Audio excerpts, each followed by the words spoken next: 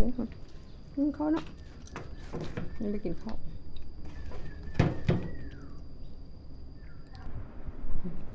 นะข้าวกันหมก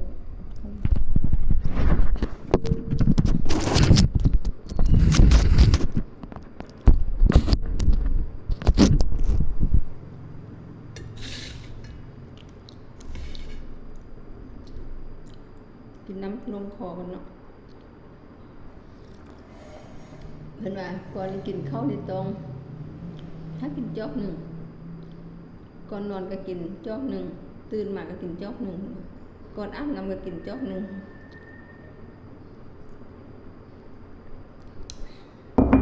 เลยนั้นปกติยาเขาก็กินเนาะน้ำ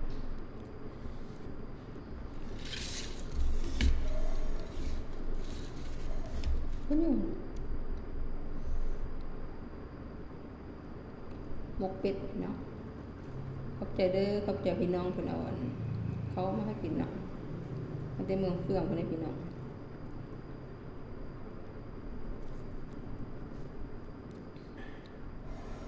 จะติด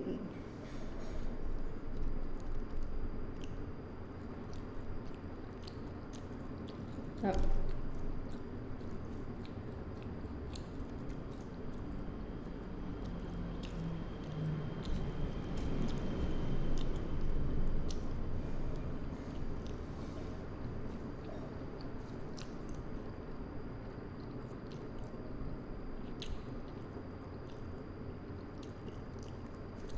มา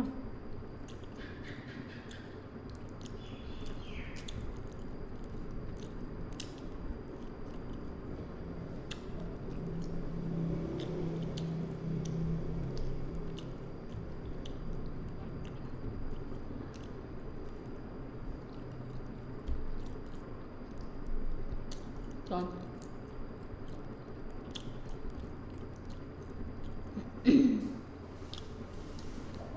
งัดเอามือเนาะ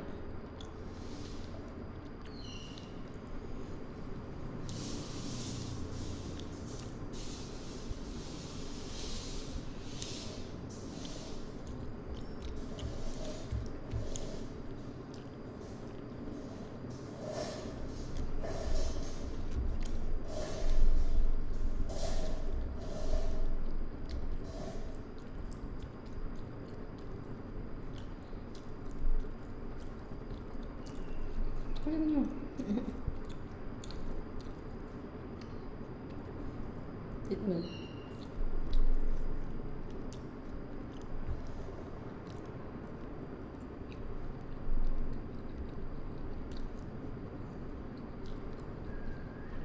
แบบ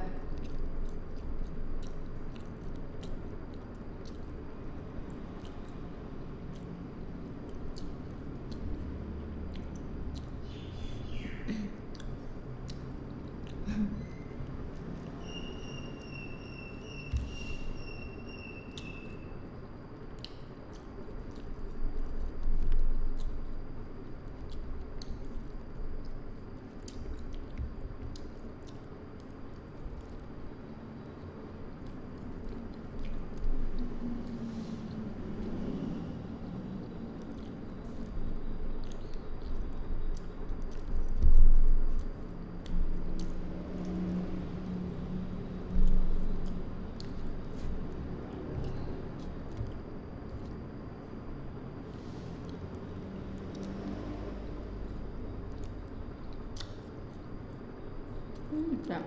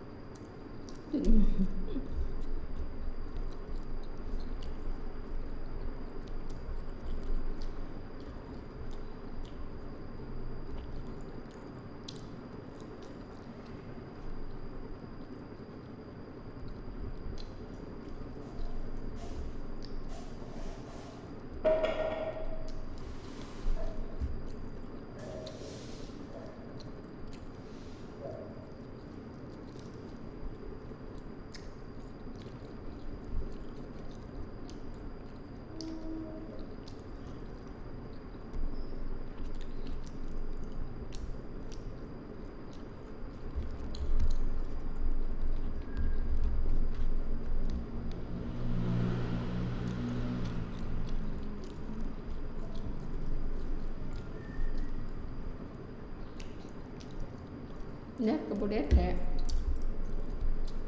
แต่บ่หันพ่นดอกมือซีบ่เป็นมือคำกับมืออื่น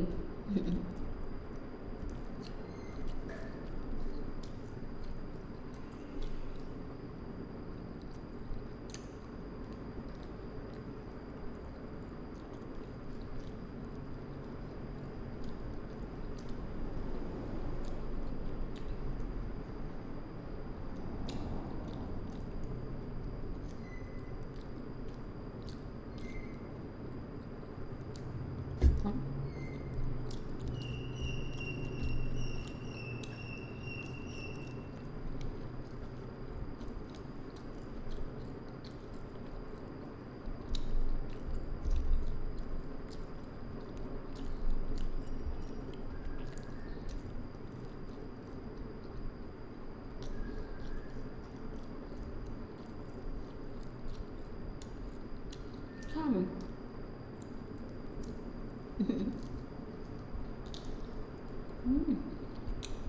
ครับ